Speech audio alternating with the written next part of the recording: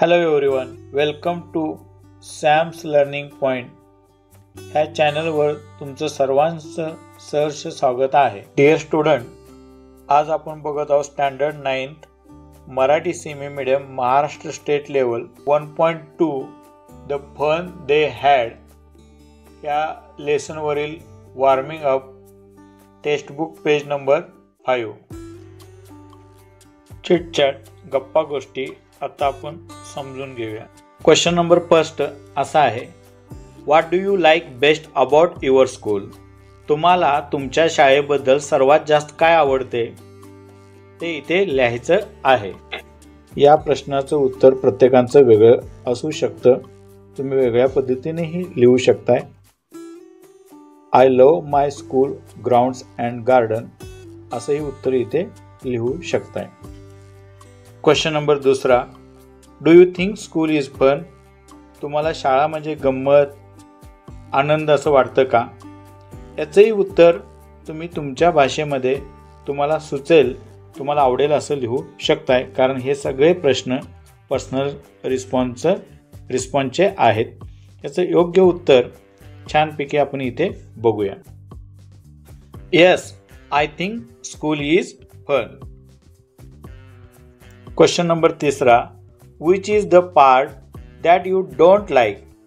शाळेमधील असा कोणता भाग आहे जो तुम्हाला आवडत नाही? याचं उत्तर इथे आपण बघूया. The part I don't like about our school is the harsh punishment for not doing homework. Question number 4, how often should the teacher give you a test? तुमचे शिक्षक किती वेळा तुमच्या टेस्ट घेतात? प्रत्येक विद्यार्थ्यांचं उत्तर वेगळं असू शकतं, कारण हे पर्सनल रिस्पॉन्सचे प्रश्न आहेत. आता याचं योग्य उत्तर आपण इथे बघूया. Answer, our teachers conduct weekly test on the part learned. जो भाग शिक्षकांनी आठवड्यात शिकवलेला आहे त्याच्यावर जर आठवड्याला आमचे शिक्षक टेस्ट घेतात असं उत्तर सुद्धा तुम्ही लिहू शकता. नेक्स्ट ॲक्टिव्हिटीज आहे क्लासिफाय म्हणजे वर्गीकरण. प्रश्न असा दिलेला आहे, listen carefully and write each word in the appropriate column / columns. म्हणजे प्रश्न काळजीपूर्वक वाचा, प्रत्येक शब्द दिलेल्या कॉलममध्ये योग्य जागी लिहा. तर पुस्तकामध्ये पेज नंबर 5 वर आपल्याला तक्ते दिलेले आहेत आणि त्याच्या खाली शब्द दिले आहेत, ते योग्य जागी आपल्याला लिहायचे आहे. नेक्स्ट ॲक्टिव्हिटीज आपण बघतोय की इथे क्लासिफायमधील कॉलम्स दिलेले आहेत. टेक्स्टबुक पेज नंबर 5 वर त्या कॉलम मध्ये आपल्याला खाली दिलेले ऑब्जेक्ट्स लिहायचे आहेत. 3 कॉलम आहेत. पहिला आहे ॲनिशंट, सेकंड मॉडर्न, तिसरं आहे फ्युचरिस्टिक. म्हणजे प्राचीन काळ, आधुनिक काळ आणि भविष्य काळ. ह्या काळामध्ये येणारे खालील दिलेले ऑब्जेक्ट योग्य जागी आपल्याला लिहायचं आहे. तर इथे आपण पहिलं ऑब्जेक्ट बघूया, बायसिकल. बायसिकल हे ऑब्जेक्ट ॲनिशंट म्हणजे प्राचीन काळामध्ये नव्हतं म्हणून तिथे येणार नाही आहे. मॉडर्न काळामध्ये आहे म्हणून बायसिकल मॉडर्न याच्यामध्ये येईल कॉलममध्ये. तर फ्युचरिस्टिक म्हणजे भविष्य काळामध्ये बायसिकल असतील काय नसतील हे आपण प्रिडिक्ट करू शकत नाही, बाकीत करू शकत नाही आहे. त्यामुळे एक्झॅक्टली आपण सांगू शकत नाही, म्हणून फक्त मॉडर्नमध्ये बायसिकल येईल. बुलेट ट्रेन हेही मॉडर्न कॉलममध्ये येईल. स्कूल हेही मॉडर्नमध्येच येईल. खूप प्राचीन काळी स्कूल नव्हत्याच, खूप कमी प्रमाणामध्ये शिकवलं जायचं, ते पण गुरुकुल पद्धत होती, म्हणून मॉडर्नमध्ये स्कूल येईल. स्कूल हे ऑब्जेक्ट मॉडर्नमध्येच येईल. चाकाचा शोध प्राचीन काळी लागला होता, म्हणून ॲनिसेंट ह्या कॉलममध्ये व्हील्स येईल. तर हे बघा, रोबोट्स हे मॉडर्न आणि फ्युचरिस्टिकमध्ये सुद्धा रोबोट्स येतं. मॉडर्नमध्ये कमी प्रमाणामध्ये त्याचा यूज आपल्याला दिसतोय, पण फ्युचरिस्टिकमध्ये प्रत्येक जागी, जसं आपण आज मोबाईल वापरतो, प्रत्येक घरोघरी मोबाईल्स आहेत, अशाच पद्धतीनं फ्युचरमध्ये, भविष्यामध्ये प्रत्येकाच्या घरामध्ये रोबोट्स वावरतील, अतिशयोक्ती होणार नाही आहे. मॉडर्नमध्ये रोबोटचा वापर योग्य जागी आपण आता करत आहोत, जसे हॉटेल, हॉस्पिटल, अनेक मोठ्या कंपनीजमध्ये आणि हॉस्पिटॅलिटीसाठी सुद्धा त्याचा वापर होतोय. आधुनिकमध्ये याचा वापर खूप अधिक प्रमाणात होईल आणि त्यामुळं मानवी विश्व हे खूप सोपस्कर आणि आरामदायक होऊ शकेल. नेक्स्ट ऑब्जेक्ट आहे फ्लाइंग कार्स. हे भविष्य काळामध्ये येतील फ्युचरिस्टिकमध्ये. बघा, आता ट्रॅफिक सर्वच भागामध्ये, देशात असू दे, परदेशात असू दे, खूप वाढलेलं आहे. याला पर्याय म्हणून फ्लाइंग कार्स नक्कीच भविष्यामध्ये येतील आणि त्याच्यावर आता सध्या कामही चालू आहे. ऑब्जेक्ट आहे बुलक कार्ट्स, म्हणजे बैलगाड्या. या ॲन्सेंट पिरियडमध्ये होत्या, म्हणून आपण इथे बुलक कार्ट्स ॲन्सेंट पिरियडमध्ये लिहूया. नेक्स्ट ऑब्जेक्ट आहे हॉर्स ड्रॉन कॅरेजेस, म्हणजे घोडागाडी. हे सुद्धा प्राचीन काळी म्हणजे ॲनिसेंटमध्ये वापरलं जायचं, म्हणून या कॉलममध्ये, ॲनिसेंट कॉलममध्ये हॉर्स ड्रॉन कॅरेजेस येईल. नेक्स्ट ऑब्जेक्ट आहे टोंगा, ज्याला आपण टांगा म्हणतो. हे सुद्धा प्राचीन काळामध्ये ॲनिसेंट युगामध्ये येत होतं, म्हणून ह्या कॉलममध्ये आपल्याला लिहायचं आहे.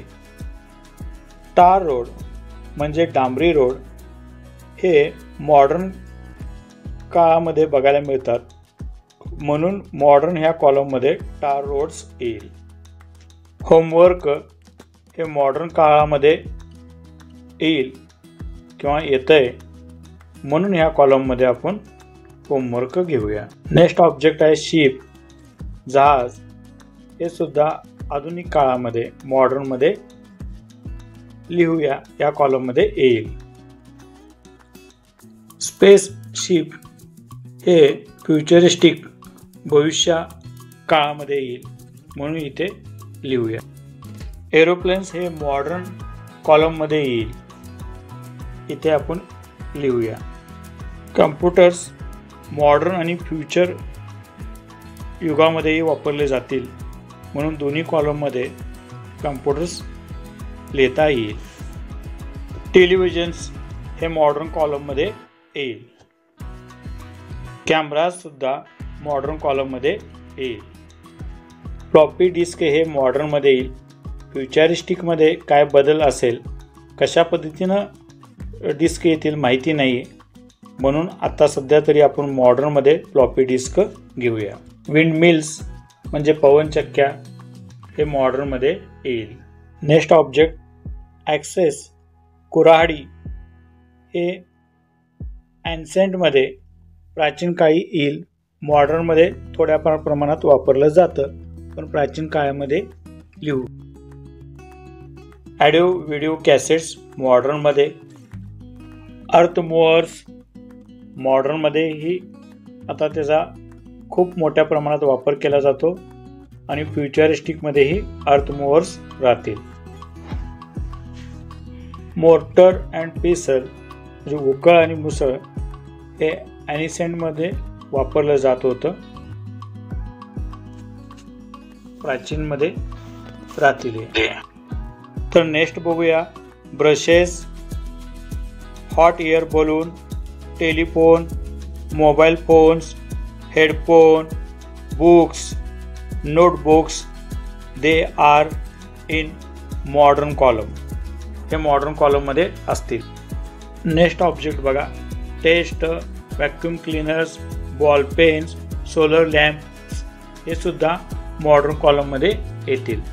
नेक्स्ट ऑब्जेक्ट बघूया, solar lamps, umbrellas, water on tap, electric lamps, candles, fans, air conditioners हे सर्व मॉडर्न कॉलममध्ये येतील. नेक्स्ट अर्थन स्टोव्ज, मातीच्या चुली हे ॲन्सेंटमध्ये येतील, म्हणजे प्राचीन काळी. आता नेक्स्ट ऑब्जेक्ट्स बघूया, इलेक्ट्रिक लॅम्प्स, कॅन्डल्स आणि ग्रामर. ग्रामर हे ॲनिसेंटमध्ये पण होतं प्राचीन काळी आणि मॉडर्नमध्ये पण आहे. तर नेक्स्ट ऑब्जेक्ट आहे जॉग्राफी. हे जॉग्राफी प्राचीन काळ आणि आधुनिक काळ दोन्हीमध्ये पण येईल, ॲनिसेंट आणि मॉडर्न दोन्ही कॉलममध्ये येतील. लास्ट ऑब्जेक्ट आहे मायक्रोबायोलॉजी. हे मॉडर्न कॉलममध्ये येईल. इथे आपण क्लासिफाय समजून घेतले. आता नेक्स्ट क्वेश्चन इथे समजून घेऊया. नेक्स्ट क्वेश्चन्स आहे, लिसन टू द प्रोनन्सिएशन्स म्हणजे योग्य उच्चार of this words and practice saying them properly yourself. म्हणजे योग्य असं प्रोनन्सिएशन्स आपल्याला योग्य उच्चार करायचा आहे खालील दिलेल्या शब्दाचा आणि त्याचा प्रॅक्टिस करायचा आहे, त्याची प्रॅक्टिस करायचं आहे. आता दिलेले इथे शब्द तेवढेच पुरेसे नाही. बरेच शब्दाचा, ज्या शब्दाचा तुम्हाला प्रोनन्सिएशन्स करताना गोंधळ होतो, प्रोनन्सिएशन करताना थोडंसं कन्फ्युजन होतं, जम्पिंग होतं, पझल होतं, त्यावेळी तुम्ही जास्तीत जास्त प्रॅक्टिस करणं गरजेचं आहे. प्रोनन्सिएशन्स योग्य येणं गरजेचं आहे. आता आपण दिलेले काही शब्द आहेत, त्याचा प्रोनन्सिएशन्स इथे आपण समजून घेऊया. शब्द खूप सोपा आहे, ग्रँडफादर. तर याचा योग्य प्रोनन्सिएशन्स ग्रँडफादर असं होईल. आर हे सायलेंट आहे, तर योग्य प्रोनन्सिएशन असं होईल ग्रँडफादर. नेक्स्ट वर्ड्स आहे जिओग्राफी, पण आपण याचा नेहमी उच्चार जॉग्राफी करतो. तर जॉग्राफी असं उच्चार न होता जिओग्राफी असं होईल, जिओग्राफी. नेक्स्ट वर्ड आहे सॅटिस्फॅक्टरी. याचा योग्य उच्चार असा होईल सॅटिस्फॅक्टरी, सॅटिस्फॅक्टरी. नेक्स्ट वर्ड आहे सुपेरियर. आपण याचा उच्चार सुपेरियर करतो, पण खाली जे तुम्हाला डॉटमध्ये शब्द मेन्शन केलेला आहे अशा पद्धतीनं उच्चार करायचा आहे. सु फी री ह, सुपेरियर. आर हे सायलेंट वर आहे. नेक्स्ट वर्ड आहे प्रोनाउन्सिंग.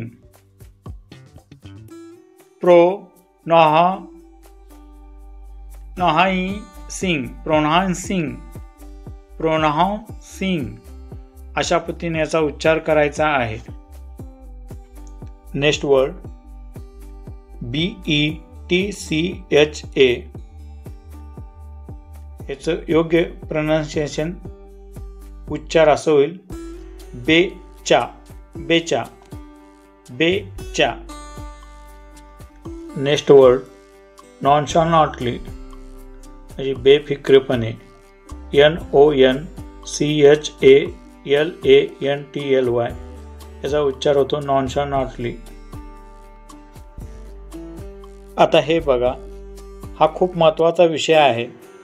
इंग्रजी स्पष्ट उच्चार प्रोनन्सिएशन्स शिकायचं असेल तर तुम्हाला दररोज मोठ्याने वाचन करायला हवं.